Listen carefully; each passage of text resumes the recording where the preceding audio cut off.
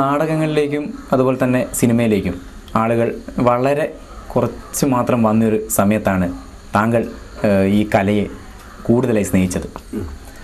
ഒളിഞ്ഞു നിന്നും ആരും അറിയാതെയൊക്കെ താങ്കൾ അഭിനയങ്ങളെയും അതുപോലെ തന്നെ പാട്ടുകളെയും ഒക്കെ താങ്കൾ കണ്ടിരുന്നിട്ടുണ്ട്. അതാണ് താങ്കളുടെ ആദ്യ കഥ.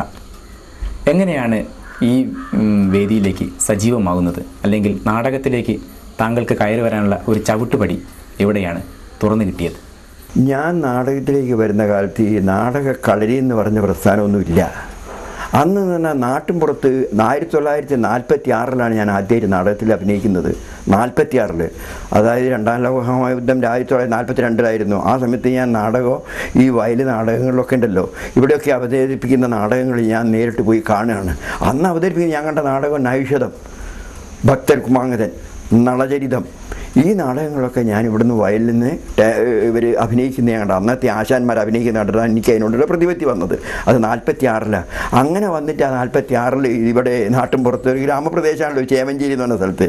അവിടെ ഈ ഓക്കുട്ടരാമെന്നായിരുന്നു ആശാൻ ഒരു ഹാർമോണിയം വെച്ച് ഇങ്ങനെ പാട്ടുകളിങ്ങനെ ശ്രുതി ഇങ്ങനെ പറഞ്ഞ് ശ്രുതി മാത്രമേ അദ്ദേഹത്തിന് അറിയുള്ളൂ. എന്നിട്ട് ഇങ്ങനെ ശ്രുതി വെച്ചിരിങ്ങനെ പാട്ട് പാടും. 10ഉം 12ഉം പാട്ട് നടത്തുമ്പോൾ സത്യാൻ സാവിത്രി ഏറ്റിനെ കൊണ്ട് അഭിനയിപ്പിക്കുക അയാൾ. അതിനൊരു 6 മാസം എടുത്തിട്ടുണ്ട് ഈ സംഗീതം പഠിക്കാനും. അതിന് ചിട്ടകളൊക്കെ അതിന് വലിയ ഗംഭീരം, എന്നത്തെ മാതിരിയൊന്നുമല്ല.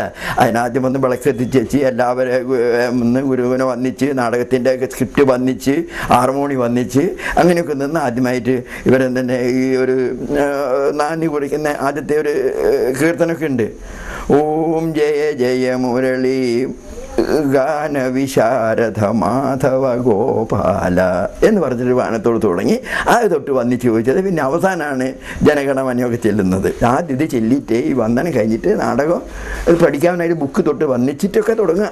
അങ്ങനെയൊക്കെ അന്നത്തെ കാലഘട്ടം. ഇന്ന് അതൊന്നുമില്ല. അങ്ങനെ 2 മാസം അതിൻ്റെ റിഹേഴ്സൽ. അപ്പോഴേക്കും അടുത്ത വീട്ടുകാരും കുട്ടികളൊക്കെ പഠിച്ചിട്ടുണ്ടാവും ഈ നാടകത്തിൻ്റെ സംഭാഷണമൊക്കെ ദിവസവും പറയുന്നത്. അങ്ങനെ 10-40 ദിവസം ഇതിൻ്റെ റിഹേഴ്സൽ തന്നെ നടക്കും. എൻ്റെ അങ്ങനെയാണ് അന്ന് നാടകത്തിലേക്ക് വരുന്നത്. അമ്മ കൊണ്ടുവച്ചിട്ട് 3 കഷ്ണം അടക്കി 3 വെറ്റിൽ വെച്ചിട്ട് ആശാൻ്റെ അടുത്ത് കൊണ്ട് ഏൽപ്പിച്ചതാ. എൻ്റെ മോനെ ഞാനിങ്ങനെ ഇവർ പാട്ട് പാടുന്നത് പോയി നോക്കി നിൽക്കും. അങ്ങനെ അമ്മയ്ക്ക് ഒരു ആവശ്യം ഇവനെ. അപ്പോൾ എൻ്റെ ഒരു അച്ഛൻ്റെ ബന്ധത്തിൽപ്പെട്ട ആളായ ചേമഞ്ചേരി കുഞ്ഞിരാമൻ നായർ കഥകളി ഉണ്ടല്ലോ. അപ്പോൾ അച്ഛൻ പറയും നാരായണനെ പിടിച്ചിട്ട് കഥകളിയിലാക്കണമെന്ന്.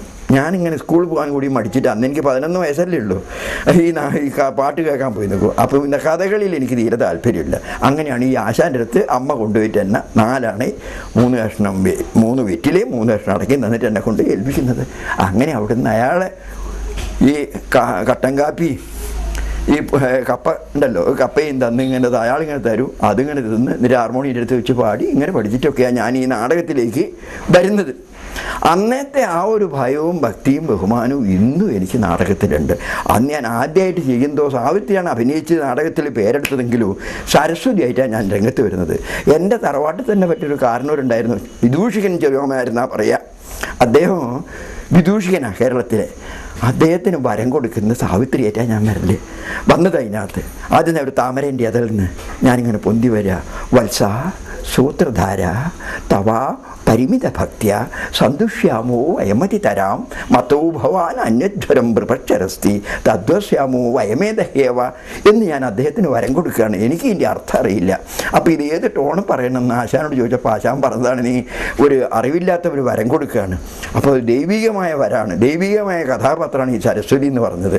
അത് കൊടുക്കുന്നല്ലേ. അപ്പോൾ അതിൻ്റെ ടോണ് പാടാം. അപ്പോൾ എനിക്ക് അന്ന് തന്നെ ഈ മനസ്സിലായി. അന്നാണ് ഞാൻ അത് ആ ടോണിൽ ഭക്ത സൂത്രധാര തവ പരിമിത ഭക്ത്യ സന്തുഷ്യാമോ വയമതി തരാം മതോ ഭവാൻ അന്യധ്വരം പ്രപക്ഷരസ്തി തദ്വശ്യമോ വയമേതഹ്യവ എന്ന് ഞാൻ അദ്ദേഹത്തെ വരം കൊടുക്കുന്നതായിട്ട് എനിക്ക് മനസ്സിലായി. ഇത് ഞാൻ ഇന്നും ഓർമ്മിക്കുന്നുണ്ട്. 60 കൊല്ലം മുമ്പ് ഞാൻ പറഞ്ഞ സംഭാഷണം ഇത് ആദ്യമായിട്ട്. അതെന്തോ ദൈവിക അനുഗ്രഹം കൊണ്ട് ഇന്ന് എൻ്റെ നാവുമ്മൽ അത് സരസ്വതിയായിട്ട് ഉറച്ചു നിൽക്കുന്നുണ്ട്. അങ്ങനെ നാടകത്തിൽ വന്ന് സാവിത്രിയായിട്ട് കളിക്കാൻ തുടങ്ങിയപ്പോൾ പിന്നെ ഇന്നെ സാവിത്രി എന്നാണ് നാട്ടുകാർ മുഴുവൻ വിളിക്കൽ. നാരായണൻ എന്നുള്ള പേര് മറന്നിട്ട് സാവിത്രിനെ വിളിക്കുക. എന്നിട്ട് അവിടുന്ന് ഓരോരോ വീട്ടിൽ വലിയ വലിയ അന്ന് തമ്പരാക്കന്മാരെ വീട്ടിലാണ്, ജന്മിമാരെ വീട്ടിലാണ് വിളിച്ചുകൊണ്ട് പോവുക. അവർക്ക് രസിക്കാൻ വേണ്ടി കൊണ്ടാണ് ഈ നാടകം കളിക്കുന്നത്, അല്ലാതെ നമ്മളെ ഗുണത്തിന് വേണ്ടിയൊന്നുമല്ല. അവർ കുറച്ച് നല്ല ചാപ്പാടുമൊക്കെ തന്ന്, അതായത് ഭക്ഷണമൊക്കെ നല്ല തന്ന് കുളിച്ചൊക്കെ ഒരുങ്ങി അവർ എല്ലാം ഒരുങ്ങി കഴിഞ്ഞ് രാത്രി ഒരു 9 മണി 10 മണിയാകുമ്പോൾ നമ്മളെ നാടകം തുടങ്ങും. അവരെ വീട്ടുമുറ്റത്താണ് നാടകം കളിക്കുക. അവർക്ക് രസിക്കാൻ. കഥകളി അങ്ങനെ തന്നെയാണ് ഉണ്ടായത്. നാടക കഥകളി അങ്ങനെ തന്നെയാണ്. ഈ തമ്പരാക്കന്മാരെ വീട്ടിലൊക്കെ അവർക്ക് സൂഹിക്കാൻ വേണ്ടി കൊണ്ടാണ്.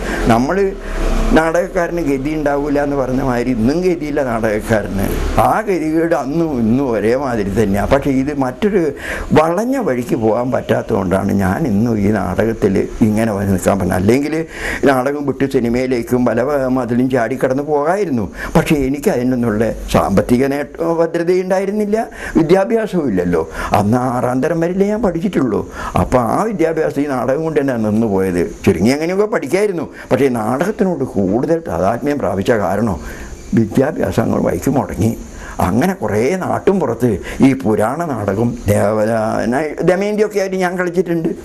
സാവിത്രിയായിട്ട് കളിച്ചു, കുറേ സ്റ്റേജ് കളിച്ചു. പിന്നെ ഈ പുരാണ നാടകങ്ങളും സാമൂഹ്യ നാടകങ്ങളും നാട്ടും പുറത്ത് തന്നെ കളിക്കാൻ 50-51 കാലഘട്ടത്തിൽ വരെ ഞാൻ ഈ പുരാണ നാടകവും സാമൂഹ്യ നാടകവുമായിട്ട് നടന്നതാണ്. വളർന്ന് വീണ്ടും വലിയ വലിയ വേദികളിലേക്ക് താങ്കൾ വന്നു. അതിൻ്റെ ഫലമായി അശ്വത്ഥാമാവിലെ വേഷം, പഴശ്ശിരാജയിലെ വേഷം, തുടർന്ന് ഒ ചന്തുമേനോൻ്റെ പ്രശസ്ത നോവലായ ശാരദയിലെ വേഷം. ഈ വേഷമെല്ലാം താങ്കളെ തേടി വന്നപ്പോൾ താങ്കൾക്കുണ്ടായ അന്നത്തെ ഒരു അനുഭവം എന്തായിരുന്നു? അശ്വത്ഥാമാവിൻ്റെ വേഷം ചെയ്യുന്നത് ഞാൻ ഈ പറഞ്ഞ കാലഘട്ടം കഴിഞ്ഞ ഒരു 10-12 കൊല്ലങ്ങൾക്ക് ശേഷമാണ്. അങ്ങനെ ഇവിടുന്ന് എന്നെ സ്ത്രീവേഷം എടുക്കാൻ കെട്ടാൻ കോഴിക്കോട്ട് കൊണ്ടുപോയി ബാലൻ കെ നായർ. സ്ത്രീവേഷം അന്ന് സ്ത്രീകൾ രംഗത്ത് നാടകരംഗത്ത് ഇല്ലാത്ത കാലഘട്ടമല്ലേ, 50-51 അങ്ങനെ വന്നു തുടങ്ങിയിട്ടില്ല. പിന്നതിന് ശേഷമല്ലേ ഈ നിലമ്പൂർ ആയിഷയും ഖദീജയും ഒക്കെ നാടകത്തിലേക്ക് വരുന്നത്. ഞാനതിന് മുമ്പിട്ട് ഈ സ്ത്രീവേഷം കെട്ടിയ കാരണം എന്നെ സ്ത്രീയുടെ വേഷം കെട്ടാൻ വേണ്ടി കൊണ്ട് എൻ്റെ അമ്മാവൻ്റെ മകനായ ബാലൻ കെ നായർ എന്നെ വിളിച്ച് സ്ത്രീവേഷം കെട്ടാൻ വേണ്ടി അത് കോഴിക്കോട്ടേക്ക് ഉണ്ടായ ഒരു നാടകത്തിൽ അദ്ദേഹത്തിൻ്റെ കുറ്റവാളി എന്ന നാടകത്തിൽ അദ്ദേഹത്തിൻ്റെ സഹോദരിയായിട്ട് ഞാൻ അഭിനയിച്ചത്. വളരെ നല്ല പേരെനിക്ക് കിട്ടി. എന്നെ ആടുന്ന പെണ്ണിനെക്കാട്ടും നാണിച്ചു. എന്നിട്ട് അദ്ദേഹത്തിന് കൂടുതൽ വടകര ആ നാടകം ബുക്ക് ചെയ്തപ്പോൾ ഞാൻ ഒരു സ്ത്രീയായില്ല അഭിനയിക്കുന്നുണ്ട് എൻ്റെ കൂട്ടത്തിൽ. ആ സ്ത്രീൻ്റെ കയ്യും പിടിച്ച് ഞാൻ പട്ടണത്തിൽ കൂടെ മേക്കപ്പും ചെയ്തിട്ട് നടന്ന ഹോട്ടലിൽ പോയി ചോറുന്നില്ലേ, തിന്ന് തിരിച്ച് ഞാൻ അവരെ ഷൂട്ട് വന്നില്ലേ. അതൊക്കെ എനിക്ക് അത്ഭുതം തോന്നുക. അറിഞ്ഞിട്ടുണ്ടായിരുന്നില്ല. കാതിൽ ജിമിക്കിയൊക്കെ ഇട്ട് നല്ല പാവാടയും ധാവണിയൊക്കെ എടുത്ത് ഞാൻ അതിനകത്ത് അദ്ദേഹത്തിന് സഹോദരിട്ട് അഭിനയിക്കുന്നത്. മേക്കപ്പ് കഴിഞ്ഞതിന് ശേഷം ആ ചോറിനാൻ വിളിക്കുന്നതേ ആ ഓരോ ഹോട്ടലിലാണ്, വടകര ആ സ്ഥലം, അവിടെ വിളിക്കാൻ പോയി. അങ്ങനെ ഞാൻ അദ്ദേഹത്തിൻ്റെ നാടകം കുറ്റവാളിയാർ നാടകത്തിൽ വളരെ നന്നായിട്ട് അഭിനയിച്ചു. എനിക്ക് സമ്മാനമൊക്കെ കിട്ടി.